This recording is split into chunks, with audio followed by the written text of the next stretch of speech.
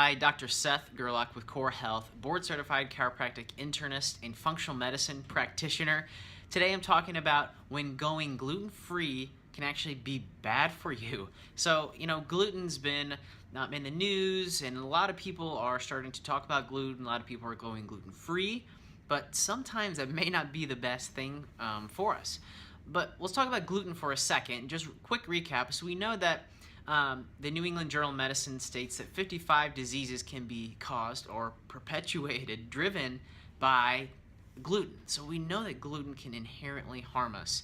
We know that gluten can have an impact in things like Alzheimer's, ADD, autism, even fatigue, and it's even shown on MRIs that the white matter in our brain, the stuff we use up for thinking and all the processes in our body, that white matter can change when we're eating gluten. So we know it can be damaging to our brain and our nervous system. We also know it can be harmful to our GI tract. So everyone knows celiac is an autoimmune disease, and when celiacs eat gluten, what happens is their gut is extremely permeable, like a colander instead of a bowl, and their immune system is just really ramped up, creating all this kinds of inflammation. Well, that can happen in it's called non-celiac gluten sensitivity also, which people estimate anywhere from 30% up to 70 and even 80%, I've heard, of the American population may be sensitive in some way to gluten. We also see gluten can drive symptoms of IBS, like gas, bloating, changes in bowel movements, things like that, and it can drive irritable bowel diseases like Crohn's and ulcerative colitis. Another thing gluten can really perpetuate and drive are skin conditions. So we know things like eczema, psoriasis, acne, these are big ones that when taking gluten out can really give your immune system and your gut a chance to heal, because the skin is really just a reflection of what's going on inside of us. It's a reflection of our gut and our immune system and our detoxification system. If all those are backed up, we're not going to be healthy. So getting rid of gluten can help that.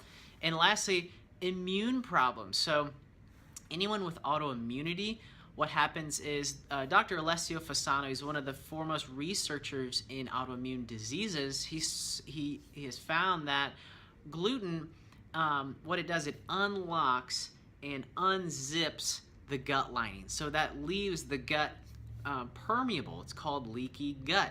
And we know that gluten directly causes leaky gut in celiac people and non-gluten sensitive or non-celiac gluten sensitivity people, and they think even the regular population for a period of time can cause that. So these are all the things that we know gluten can drive, can inflame, it can tear up our gut. So a lot of people are going gluten-free now.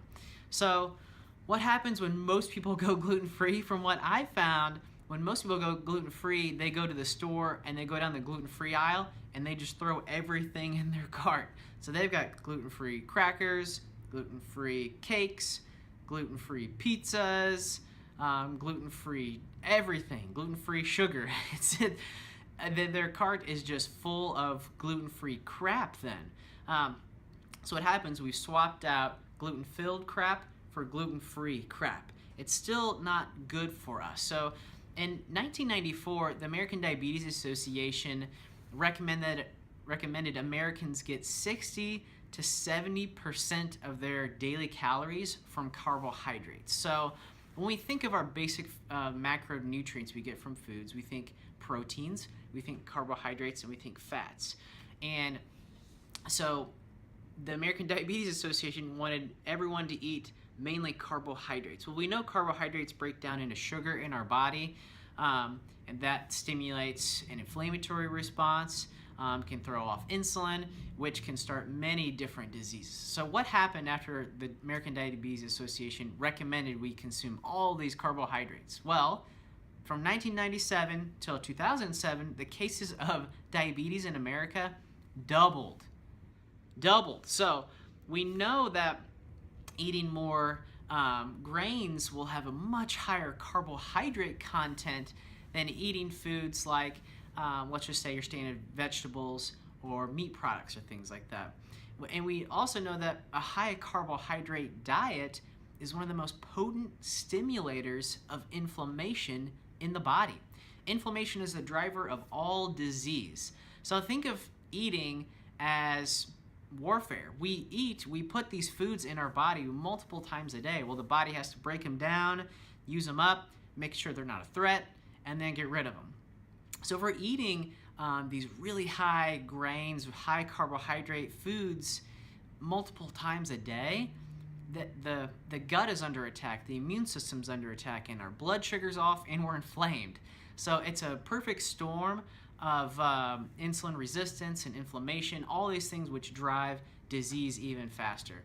So who should really look at avoiding even gluten-free foods? Well, so there's a cutoff in America. There's a cutoff for a food to be labeled or considered gluten-free, and that is if a food has less than 20 parts per million of gluten. So it's perfectly possible, and it happens all the time, that gluten-free foods can have gluten in them still, just up to a particular point. So we know people with celiac should absolutely avoid even those gluten-free foods because they can still have gluten in it, which can trigger an immune response which can last up to months long. So think of it like this. Your immune system is the guardian of your body, and when it sees a foreign invader, it will put a tag on it for later, letting the rest of the body know it's bad. So if you eat gluten every single day, you have invaders coming inside of you multiple different times. Even if it's gluten-free, even if it's just a tiny, tiny amount, even if it's just, oh, I just want one bite of that, it's still going to stimulate the immune system. So celiac disease, and anyone with autoimmune disease also, that's fibromyalgia, that's type 1 diabetes, that's psoriasis, that's rheumatoid arthritis, many different autoimmune diseases. But we know when people with autoimmune disease, their gut is inherently damaged already, and their immune system is already overzealous or on the brink. So introducing any more gluten-free technical foods like gluten-free crackers, gluten-free snacks, gluten-free cakes, these may not be the best idea. And there's also a study done by the Journal of Nutrition and Food Sciences, and what they did, they took Crohn's patients, so it's an irritable bowel disease called Crohn's. What they did, they put the Crohn's patients on a particular diet, and this diet put them into 11 out of 15 of them put them into clinical remission by 6 weeks. That's insane. That is just a crazy improvement in their symptoms. And what this diet was, it was called an autoimmune paleo diet. So what that does, that cuts out all grains. So we know grains, inherently, they need to protect themselves. They don't have a defense mechanism. So what happens is when humans eat these things like grains, they can release certain things. They've got anti-nutrients in them, so when we eat grains, we're not going to absorb the nutrients that we eat with them. They can damage the gut, and they can lead to inflammation. So this diet, autoimmune paleo, takes out all the grains. It also takes out things like eggs, nightshades, nuts and seeds, and dairy also. So that just gives the gut such a chance to heal, gives the immune system such a chance to calm down and kind of recalibrate. That's why they saw such great results in this study. So we talked about how grains inherently can damage the gut and the immune system. We also know, what other body systems can be affected by eating grains and carbohydrates also, because it comes down to, when we think about food, we want to have food that's nutrient dense and it's anti-inflammatory. So we know grains can be inherently inflammatory for people, and they're not very nutrient dense either when you compare them to other food.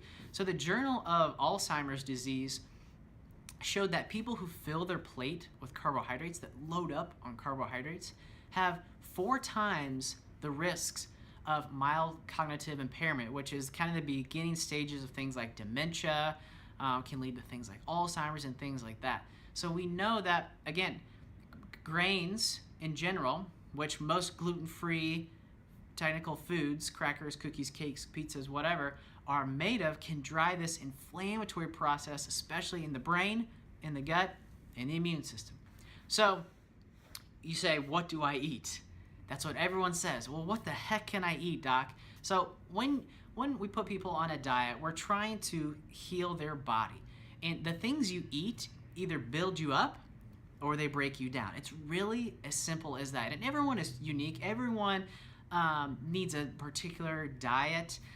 There's no one size fits all, but the basic things I focus on are, one, we talked about nutrient dense. We want to get as many nutrients as we can from our food so we can heal and repair our tissues, rebuild our blood vessels and our brain cells and our hormones and our gut.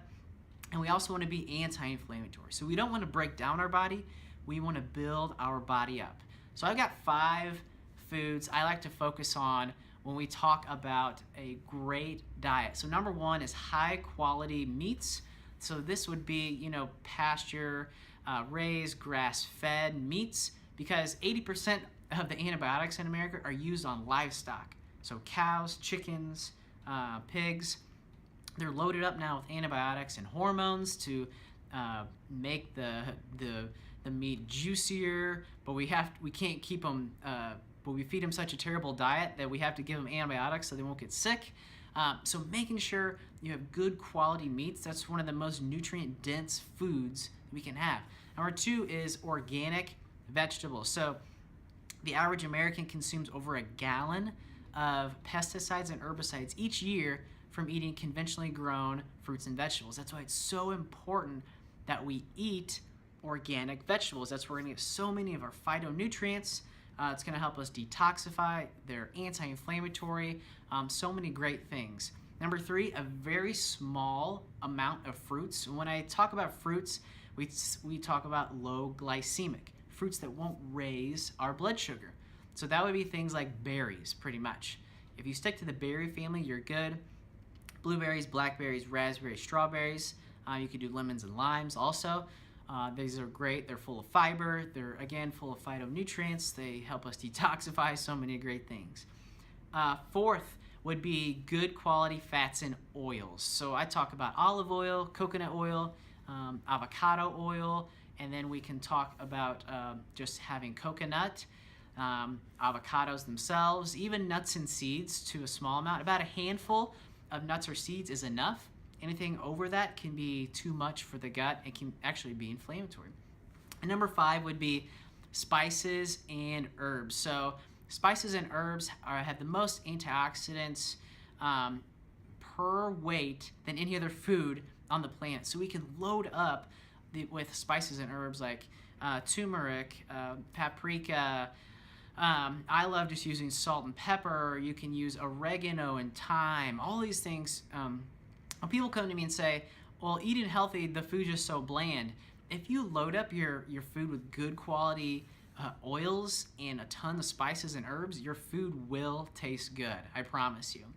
So that's it for today. That's how, when we shift from going gluten-free or gluten-filled to gluten-free, how we can still maintain a good quality diet. So I hope this helped for everyone.